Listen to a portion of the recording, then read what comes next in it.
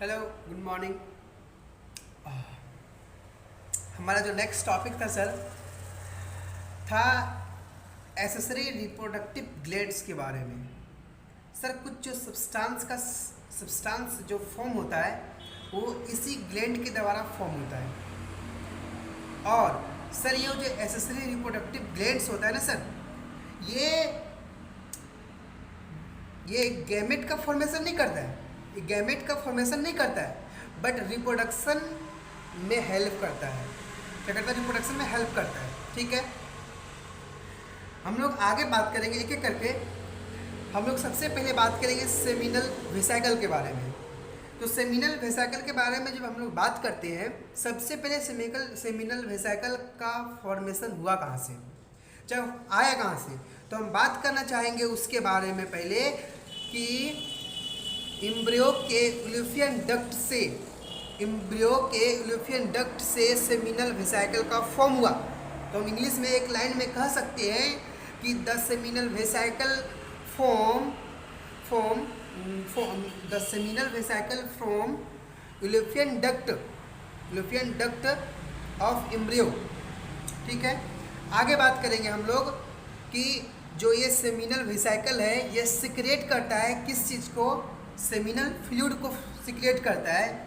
तो seminal vesicle ने secrete किया सेमिनल फ्लूइड्स को, जो कि लुब्रिकेशन, फिर बात कर सकते हैं लुब्रिकेशन हो गया, फिर हो सकता है ट्रांसपेरेंट, और तीसरा जेली लाइक सब्सटेंस होता है।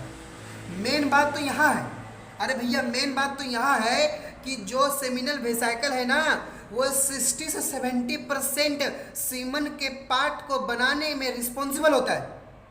क्या बोला कि जो हमारा सेमिनल वेसिकल है सीमेन के पार्ट को 60 से 70% बनाने का रिस्पॉन्सिबल किसका होता है? सेमिनल वेसिकल का होता है।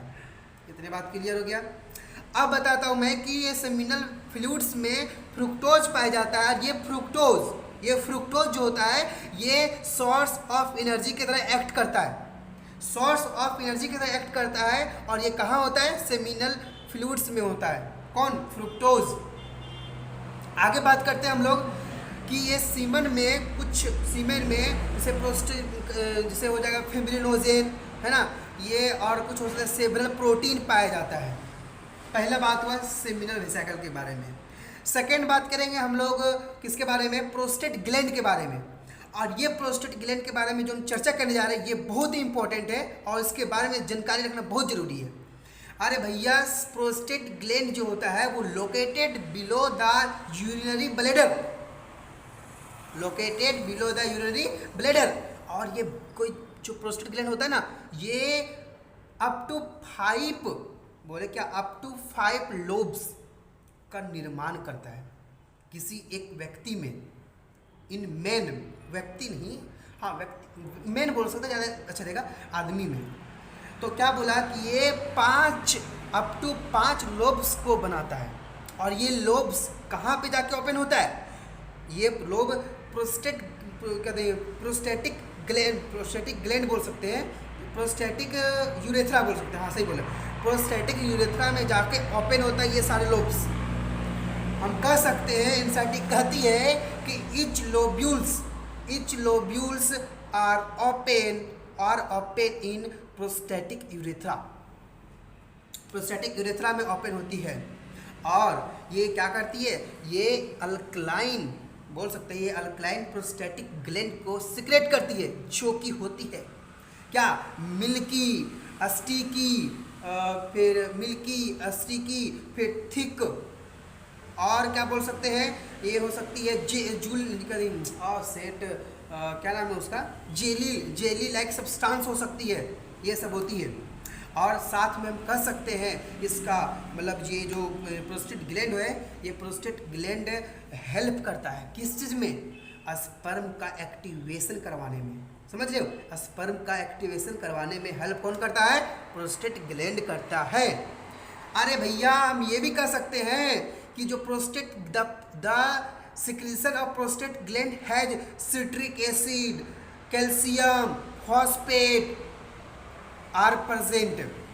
और हम लोग बात किए हम कह सकते हैं कि जो सेमिनल वेसिकल था वो सीमन को बनाने में 60 से 70% रिस्पॉन्सिबल था, और प्रोस्टेट ग्लैंड कितना 30%। ये सबसे इंपॉर्टेंट है, सुनो ध्यान से। वहाँ 70% बना कौन, सेमिनल वेसिकल से, और यहाँ प्रोस्टेट ग्लैंड 30% बनाने, सीमेन को बनाने में रिस्पॉन्सिबल है। तो हम एक सेंटेंस कह सकते हैं इसमें कि the secretion of the prostate gland, the secretion of the prostate gland combine with secretion of, किससे कंबाइन करेगा, सेमिनल वेसिकल से। देन तब जो हमारा सीमेन है, सीमेन गेट्स कोगुलेटेड, तब सीमेन जाके कोगुलेट करेगा, ठीक है। और यहाँ पे जो कैल्शियम है ना, हमने बताया कि जो फ्रुक्टोज था वो सोर्स ऑफ एनर्जी की तरह एक्ट किया, लेकिन जो यहाँ पे कैल्शियम प्रेजेंट है ना, ये कैल्शियम क्या करता है, स्पर्म को मूवमेंट करवाने में काम करता है। स्पर्म को मूवमेंट करवाने में कौन काम करता है, ये हमारा कैल्शियम, ठीक है।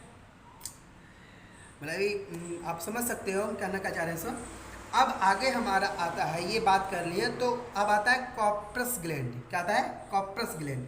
अब corpus gland found in lateral side of urethra, corpus gland, और इसी को बोलते हैं हम लोग बल्बो यूरेथ्रल ग्लैंड्स। क्या बोलते हैं, बल्बो यूरेथ्रल ग्लैंड्स। आप बोल सकते हैं कि जो बल्बो यूरेथ्रल ग्लैंड है ये सिचुएटेड होता है कहाँ, situated in membranes part of urethra. और ओपन कहाँ होता है, तो ओपन होता है पिनाइल, ओपन होता है पेनाइल यूरेथ्रा में, ठीक है। ये ओपन कहाँ होता है, पेनाइल यूरेथ्रा में ओपन होता है, ओपन होता है, ठीक है, इतना तो जानते हैं। तो ये सिक्रीट करता है क्या चीज़ को, ये कॉर्पस ग्लैंड कुछ फ्लूइड्स को सिक्रीट करता है, जो कि होता है, हम कह सकते हैं कि मतलब ये होता है ट्रांसपेरेंट भी होता है, जेली लाइक फ्लूइड्स भी, मतलब जेली लाइक फ्लूइड्स भी ये सिक्रेट करता है फ्लूइड्स को। बात करेंगे हम लोग आगे कि जो ये क्या नाम है, इधर क्या नाम है इसका, बल्बो यूरेथ्रल ग्लैंड्स या फिर कॉर्पस ग्लैंड बोलो, तो इसको हम कह सकते हैं कि ये हेल्प करता है lubrication of the penis. Lubrication of the penis में हेल्प करता है कौन, कॉर्पस ग्लैंड। चलो बात कर लिए इतना, आगे बात करते हैं हम लोग कि जो हमारा सीमेन था, अब सीमेन को हम कह सकते हैं स्पर्म प्लस, स्पर्म प्लस कह सकते हैं accessory reproductive gland fluids is equal to semen. अब सुनिए ध्यान से, अब सुनिए ध्यान से, इसका जो वॉल्यूम होता है वो 3 से 4, इसका जो वॉल्यूम होता है वो 3 से 4 ml होता है, ठीक है। बात करेंगे हम लोग इसका मतलब इसका क्या बोल सकते हैं, इसका अगर हम वॉल्यूम बात कर लिए तो इसका एक होता है पीएच। अरे पीएच 7.3 होगा, क्योंकि आप तो आपको बताया आ रहा है कि 7.3 ही होता है, तो इसका पीएच कितना होगा, 7.3। अब अगर बात करेंगे मतलब ये स्पर्म जो है, बता रहे हैं स्पर्म के बारे में, तो ये स्पर्म 20 से कितना 120 मिलियन पर ml, 20 से 120 मिलियन पर ml स्पर्म, ये एक मतलब बोल सकते हैं कि एक फर्टाइल वुमेन में होता है। मतलब हमारे में जितने भी मेन हैं सब में नॉर्मल ये है, लेकिन अगर ये 20 मिलियन पर ml से अगर कम होता है किसी के अंदर तो उसे बोलते हैं ओलिगोस्पर्मिया। लेकिन अगर किसी में अब्सेंस हो गया, नाइदर अब्सेंस, तो उसे बोलते हैं ओजोस्पर्मिया। क्या बोलते हैं, ओजोस्पर्मिया। अब हम ये भी बोल सकते हैं अब इसके बारे में कि कोई भी एक ह्यूमन एक बार में 200 से 300 मिलियन स्पर्म को एजुकुलेट कर सकता है, निकाल सकता है, ठीक है, क्लियर। अब देखिए हम लोग, ये था हमारा कुछ एसेसरी रिप्रोडक्टिव ग्लैंड्स के बारे में।